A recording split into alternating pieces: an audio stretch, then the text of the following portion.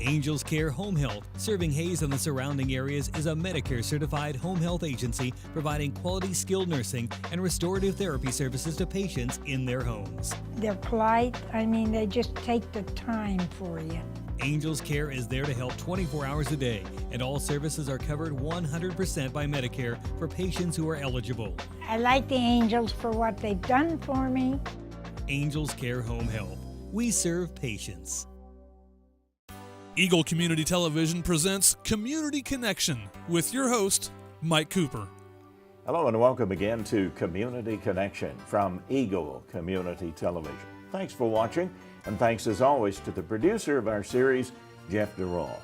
We're in City Commission chambers with the Assistant City Manager for the City of Haze, Jacob Wood, as we meet the Assistant City Manager and find out a little about some of the activities that are taking place during the summer season in the City of Haze. First, Jacob, if you would, what attracted you to the City of Haze? Well, I've been working in city management for about 7 years. I worked in the city of Salina for a couple of years, and then I went out to Oakley and I was a city administrator there for about 4 years, and I really just felt like it was time maybe to go on to a bigger community where there's a little bit more going on. And Haze, I've lived in western Kansas for a little while, so I'm familiar with Haze. There's a lot of cultural things going on here. There's a lot of activity, and it's a good place to raise a family, and I felt like we could fit in here. So far, has there been a kind of a difference other than more responsibility perhaps and more areas for you to cover? A difference between, say, Oakley and the City of Haze as far as responsibility? Well, sure, yeah. When you're a city administrator in a small town, you kind of end up doing just a little bit of everything. So in Oakley, I was the HR person, I was the finance guy, I was the purchasing agent. I would go out and I would write the specifications for all the equipment that we ordered and purchased and manage all the street projects and all those sorts of things. Here we have professionals that do that for a living. They're educated and they know they're very specifically educated in those fields. So I don't have to have quite so much expertise, I guess, in those areas here. I get to kind of I don't want to say sit back, but kind of take a larger view of the operation.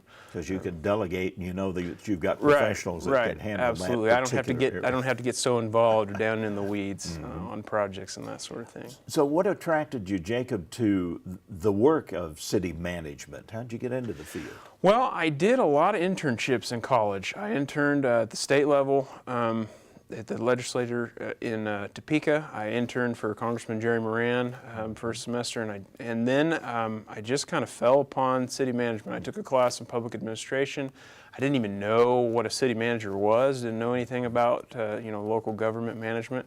But I took a class and I got kind of interested, and I was living in Salina. And I just went into the city manager in Salina. I said, "Hey, do you have any intern positions? I'd like to see what this is all about." And he said, "Well, we don't have anything right now. So I don't know what to tell you." And I said, "Well, can I just shadow you for a week? Can I just follow you around?" He kind of looked at me funny, and he said, "Yeah, I guess you can do that." So I shadowed him. And then I just continued to go back in every couple of weeks and say, "Hey, you got any positions?" And finally, he put me to work in the finance department, and I was able to work there for several months. And then I went into the city manager's office and worked for him for about a year. So what I like about local government as opposed to other levels of government is we can affect people almost immediately. You can be sitting in your office and have somebody come in with an issue or a concern, and you can solve the problem. There are some things that take a little bit longer to deal with, but it's not like the federal government or the state government where you want to get something done. It's going to take months and months and maybe years to get through the process. So I like the immediacy of it. Yeah, we can affect people's lives. We can change policies. Without going through all the red tape that you go through at some of those other levels of government. Should be something satisfactory about that, I would think. Absolutely. So tell us about the family. I'm been married to my wife Jacqueline for almost 12 years. We have 2 kids. We have a 4-year-old daughter and a 3-year-old son, and then my wife's also pregnant, so we'll have another one in November. Yeah, we spend a lot of time chasing kids. I was going to say a busy family life for sure. But as you probably have already been told by numerous people, Haze is a great place for families. Yeah, we're already loving it, getting connected in the community. You know, there's great parks everywhere. You're never too far away from the park. We found a really good neighborhood. It's been good so far. Tell me about the job duties. Some of us don't realize or understand what an assistant city manager might do. Right. Well, assistant city manager in this organization really kind of acts as the chief operating officer. So Toby, the city manager, deals with the elected officials, and he kind of does the higher level stuff. And then I work with the department heads on the day-to-day operations and management. So, you know, if they have an issue or concern, then I work with them to kind of try and get through that. So I spend a lot of my time with the department heads and with the staff, you know, just handling the day-to-day sort of things. A little chaperoning of the city manager, Toby Doherty, occasionally. Yeah, well, yeah, I mean, really in my job description it says that I get to do anything that Toby doesn't want to do. Ah, now we understand where he's coming from. So tell us about some of the current projects that are underway now. What could you highlight for us, Jacob? Well, I'll start out, and we can talk about water because that's the time of season we're in. Start out and talk about the R9 Ranch project a little bit. Of course, as you know, we have started the process of trying to transfer water from Edwards County, the R9 Ranch in Edwards County, down by Kinsley, to the City of Haze for our future water source. And that is it's a pretty lengthy and arduous process. There's actually two phases to that process that we're right in the middle of it. The first was the transfer of, or the change application to change the water rights that are actually on the property from irrigation rights to municipal use rights. So that process, it starts with the Division of Water Resources. We submitted an application in June of last year for that. And there's about 40 different individual rights on that property that had to be changed from irrigation to municipal use. And typically, it can take 6 to 9 months for an individual right to be transferred with a change application. I mean, it's a lengthy process. So with 40, you can imagine that it's going to take even longer. And at this point, we've had several meetings with Division of Water Resources in the process of doing that change application. And all the signs are positive at this point that they're going to go through, but we're still kind of waiting for them to continue to go and sift through all of the paperwork. Now, the other part of the change or the transfer is actual water transfer application, and that went to the state in December, about December timeframe. So it hasn't been there that long.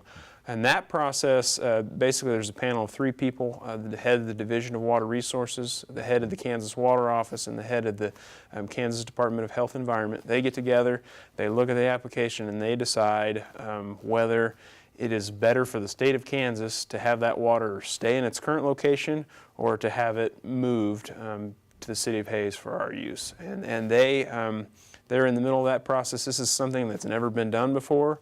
It's a part of law that it hasn't been practiced. So, you know, I think they're kind of trying to figure out what the process is going to be. That application was about 80 pages. The addendums to that was over 5,000 pages. So it is a lot of work for them to go through that whole thing. So we're still kind of in the middle of that. We have no expected time frame. I mean, they haven't given us they haven't said, you know, it's going to be January or December. So we continue to be responsive to any questions. We, you know, meet with them whenever they have any concerns about that process, and then we'll just go with it as it comes up. Wait and see, I That's guess, right. What those decisions are made then. So that's kind of the big R9 water project. Let me give you a little bit of overview of what's going on with utilities right now. We have started in the process of designing the $30 million wastewater treatment plant. We expect them to be about 90 to 95% done with the design here in the next 3 or 4 weeks. And then at that point, they'll go through the process of getting bids for the actual construction. We expect that to start in July. So you'll start to see some dirt turn before too long. A couple other big projects, or kind of cool projects, I think that we've got going on in front of the utilities building over on Vine. They're going to do some xeriscaping and put a rain garden out there. Right now, you see a lot of the landscaping around town. You have a lot of mounds, and really the goal of landscaping in the past has been to get the water off the property.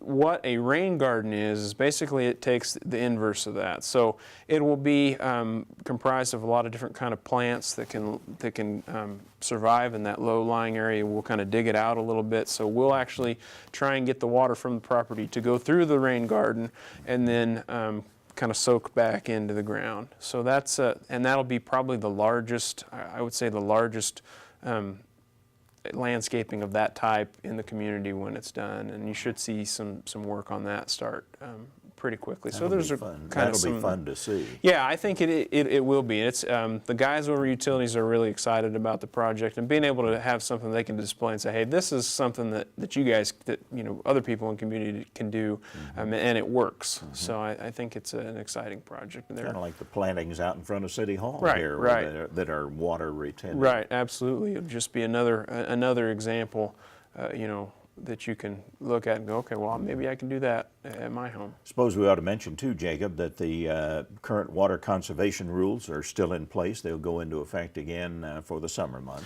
That's right. Starting on June 1st, the water restrictions will be back in place. You won't be able to water your lawns between noon and 7 p.m. So that, that's something that we're kind of used to here. You guys, I just got here, but most people in Haze are kind of used to by now. But between June and September, you're not allowed to water your lawn in the afternoon. I will say we do, the water levels in our wells are doing, we've gotten quite a bit of rain recently, so they are doing well. They're doing much better than they've done in the last couple of years. But we're not out of the woods. The Smoky well field, those wells recharge fairly quickly. Anytime that you can see water actually running in the river down there, then our wells are going to be doing pretty well. Big Creek is a little bit different. It's a little bit slower to recharge. So even though you see a lot of water in Big Creek right now, and we've gotten quite a bit of rain, those wells are still really slowly recharging. So we're not necessarily out of the woods, but I've had to mow my lawn a lot more than I would have liked to already this year. So hopefully we can continue to get some additional rain. And well, in our final couple of minutes, Jacob, tell us about any current projects or summer projects that might be going on that we might be aware of. Sure, I'll mention a couple of things we've got going on in the streets. We don't have any major projects this year, so we're not going to be ripping up an entire street and replacing it, but we do have a lot of places where we'll be doing diamond grinding, so we'll be kind of taking the top layer of concrete off and resurfacing. You'll see some mill and overlay where we'll take some asphalt off and put some new asphalt down. The big mill and overlay project is going to happen on Hall Street from 27th to 41st. So you'll see that whole area get milled down and new asphalt put in, and then we will be changing the lane configuration up there. So there'll be bike lanes. It'll be a 3-lane instead of a 4-lane road. So we've done that in several places throughout the community, and we'll probably continue to do that as we see fit. So there'll be a turn lane in the middle and then 2 outer lanes and some bike lanes. We don't expect we actually expect it to be better for traffic. We think it'll be safer and be able to get people through there just as effectively as they are today. So, Jacob, as we were traveling, we saw more and more communities that have bike lanes now. It seems to be a coming thing. Yeah, it's more and more common, and hopefully we'll be able to continue to see that kind of thing grow, and more people use their bikes. We're definitely trying to accommodate that, here in the City of Haze. What about parks? Are we okay on the parks here in our final moment, Jacob? Are we all right for the summer? I'll tell you what, those guys are about as busy as any department in the city right now. Talk about mowing and upkeep. Every mower that they've got is going.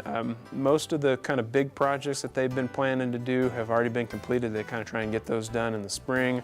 So you've seen the new bathroom at Kiwanis Park. Larks Park, there was some pretty good renovations there with the new concession stand, and they've got a few additional things to do at Larks Park to get it ready. But I think that they're just they're going at it trying to keep them mowed, and they'll continue to do that. So they look to be in pretty decent shape. All this rain really helps. Oh, it's certainly a blessing. There's no doubt about that.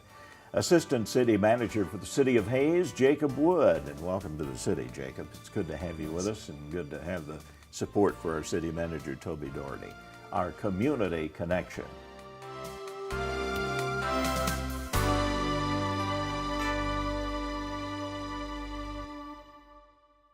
Angels Care Home Health, serving Haze and the surrounding areas, is a Medicare-certified home health agency providing quality skilled nursing and restorative therapy services to patients in their homes.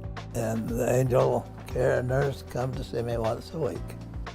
Angels Care is there to help 24 hours a day, and all services are covered 100% by Medicare for patients who are eligible. Angel Care has helped to stay home. Angels Care Home Health. We serve patients.